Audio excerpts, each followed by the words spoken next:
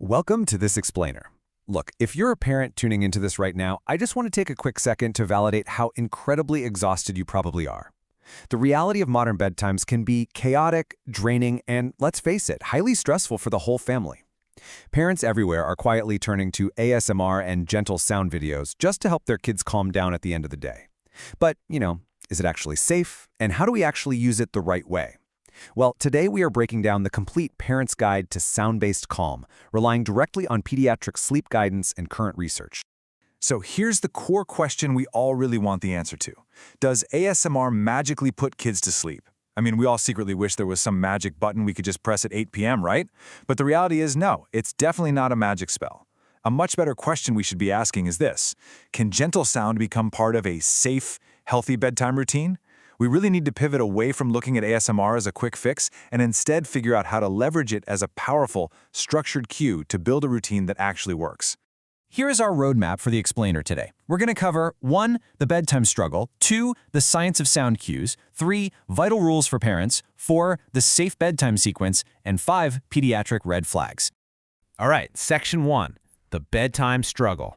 If bedtime in your house feels a bit more like a nightly negotiation or, honestly, a wrestling match, you are absolutely not alone. In our modern homes, we're constantly surrounded by bright lights, active tablets are usually just an arm's reach away, and there's this overall hum of overstimulation. As parents, this gives us so much anxiety. But from a purely biological standpoint, these modern elements are actively preventing your child's nervous system from winding down. Our kids literally aren't getting a clear, recognizable signal that the day is ending. Their bodies genuinely think it's still time to be awake and alert. Moving right along to Section 2, the science of sound cues. So how do we actually fix that overstimulated signal? Well, we have to ground our approach in established research. The American Academy of Pediatrics is super clear about this. Consistent routines are absolutely vital for child health and sleep.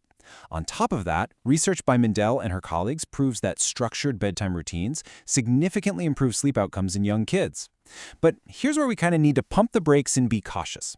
When we look at ASMR specifically, the famous 2015 study by Barat and Davis found that ASMR viewers do report major relaxation and sleep benefits, but that research is primarily based on adults. So that tells us ASMR can definitely be a sleep support tool, but it doesn't mean every child should just be handed a screen to watch videos at night. Instead, looking at pediatric noise research, we see that while kids can be super sensitive to environmental sound, they benefit tremendously from predictable, calming routines. When you apply it correctly, ASMR-style sound acts as a highly effective mechanism. It actively lowers stimulation, creates a cozy sense of predictability, masks all those sudden, jarring environmental noises, and cues the brain that bedtime has officially begun. And the beautiful thing here, a child doesn't need to understand complex neuroscience to respond to the rhythm, safety, and routine of a gentle sound. Their little bodies simply react to the emotional gentleness of it all. Which brings us to Section 3, vital rules for parents. Because the research on this is mostly adult-focused, we as parents have to step up and be the gatekeepers. Think about typical internet ASMR. It's designed purely for entertainment. It uses autoplay, it encourages headphones, and it keeps your eyes glued to screens. Now contrast that with safe bedtime ASMR. Here the sound is used strictly as a sleep cue and must be parent-selected, ideally audio only, and kept at a low volume. Basically, the safest way to use ASMR with kids is to treat it like a bedtime cue, not a TV show. You have to choose the content yourself, absolutely turn off autoplay, and avoid anything with adult themes, frightening role plays, or visual hooks that make the child want to stare at the screen. Oh, and importantly, headphones shouldn't be used for very young children without specific pediatric guidance. Honestly, the best move is to preview the content and just play the audio out loud. Now, this next rule is one I absolutely cannot stress enough. Keep the volume low. Children do not need a strong, overpowering sound to relax. The goal here is a soft, gentle background cue, not a sensory flood. We really want to avoid intense mouth sounds or sudden, blaring ad breaks that can jolt a child awake and completely ruin that relaxing environment you just worked so hard to build. Okay, Section 4, the safe bedtime sequence. Let's just take a deep breath together and slow things down. I'm going to give you a 5-step sequence that you can literally start using tonight. It's predictable, it's slowed down, and it works. Step 1. Dim the room. Lower those lights to signal to the brain that the sun is setting. Step 2. Put away the interactive screens. Just get them out of sight. Step 3. Do a short hygiene routine. Go to the bathroom, get a sip of water, put on pajamas, brush teeth. Step 4. Choose one calm sound. This could be rain, soft page turning, gentle brushing, low brown noise, maybe a soft-spoken story, but just pick one. And step 5, keep it short. 10 to 15 minutes of this sound is absolutely enough to cue that transition into sleep.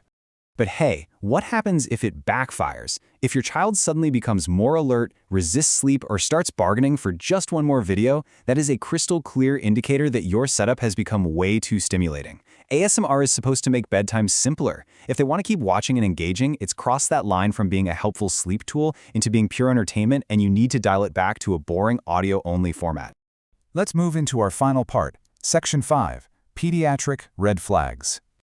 While sound is a wonderfully helpful tool, it is absolutely crucial to recognize when something more serious is going on under the surface. If your child is exhibiting loud snoring, noticeable breathing pauses during sleep, severe anxiety around bedtime, frequent nightmares, chronic insomnia, any physical pain, or excessive daytime sleepiness, you must stop relying on sound routines to fix it. These are major pediatric red flags. If you see any of these signs on this list, it's time to seek help and discuss these symptoms with a qualified pediatric professional. We have to remember the golden rule of all this. Sound can support sleep, but it cannot replace medical care. It cannot replace the emotional support you give them as a parent, and it certainly cannot replace the foundation of a stable routine. ASMR is merely a complementary wellness tool. It's not a magic cure, it's not a medical treatment, and it is definitely not a digital babysitter. Ultimately, the absolute best use of ASMR for children is when it is beautifully, wonderfully boring. When used correctly, a safe, gentle sound routine should communicate one profound message to your child's body and mind. It should quietly say, "Nothing important is happening now, you are safe, the day is over." That right there is the real bedtime power of sound-based calm. So as you go and implement this safe bedtime sequence tonight, I want to leave you with this question to ponder. If a simple, boring sound can completely rewire your child's nervous system for sleep, what other seemingly harmless digital habits during the day might be secretly keeping them awake at night? Keep exploring that, and thank you so much